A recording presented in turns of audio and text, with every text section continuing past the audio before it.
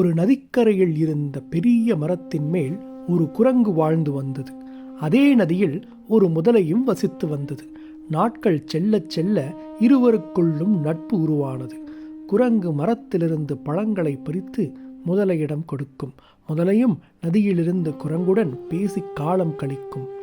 இவ்வாறு முதலையும் குரங்கும் நல்ல நண்பர்களாக வாழ்ந்து வந்தனர்.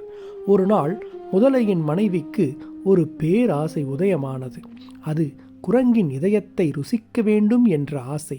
அந்த ஆசை முதலையின் மனதில் குழப்பத்தை உருவாக்கியது. முதலில் தயங்கிய முதலையும் பின்னர் மனைவியின் ஆசைக்கு இணங்கியது. ஒரு நாள் முதலை குரங்கிடம் சொன்னது, நண்பா, உன்னை என் வீட்டிற்கு அழைத்துச் சென்று விருந்தளிக்க விரும்புகிறேன். நட்பின் மீது நம்பிக்கை வைத்த குரங்கு சரி என்று சொல்லி முதலையின் முதுகில் ஏறியது. நதியின் நடுவில் சென்றபோது முதலை உண்மையைச் சொன்னது. நண்பா, என் மனைவிக்கு உன் இதயத்தை ருசிக்க வேண்டுமென்ற ஆசை. நம் நட்பின் அடையாளமாய் நீ அதை பரிசளிக்க வேண்டும். அதற்காகவே நான் உன்னை அழைத்துச் செல்கிறேன். அந்த தருணத்தில் குரங்கு பதற்றப்படவில்லை, கோபப்படவில்லை, சண்டையிடவும் முயற்சிக்கவில்லை. அது அமைதியாகச் சொன்னது, முதலை நண்பா, நம் நட்பின் அடையாளமாய் நான் எதையும் செய்வேன். ஆனால் நீ முன்னரே சொல்லாததால் என் இதயத்தை மரத்திலேயே வைத்துவிட்டு வந்துவிட்டேன். திரும்பி அங்கே போய் எடுத்து வரலாம். முதலையும் திரும்பியது. கரையை அடைந்தவுடன் குரங்கு மரத்தில் ஏறி தப்பித்தது. இந்த கதையை கவனமாக பார்த்தால் இது ஒரு தப்பித்தல் கதை மட்டும் அல்ல. இது நட்பின் பெயரில் நம்பிக்கையை தவறாக பயன்படுத்த முயற்சிக்கும் மனநிலையை அடையாளம் காட்டும் கதை. இதையே பகவத்கீதை 16.7 ஸ்லோகத்தில் எச்சரிக்கிறது.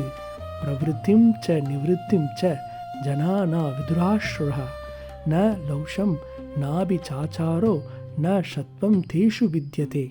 அதாவது எது செய்ய வேண்டும், எது செய்யக்கூடாது என்பதை தெளிவாக அறியாமல் நடப்பவர்களிடம் நல்ல நடத்தையும் உண்மையும் நிலைத்திருக்காது.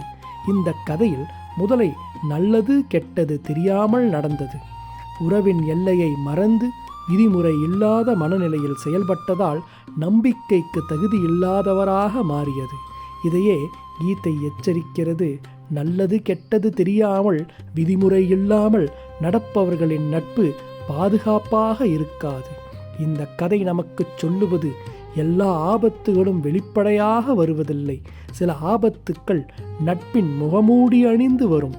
பிறர் தன் நம்பிக்கையை தவறாக பயன்படுத்த முயற்சிப்பதை உணர்ந்தவுடன் எதிர்த்து சண்டையிடுவதற்கு முன் அந்த நட்பிலிருந்து விலகுவதே புத்திசாலித்தனம்.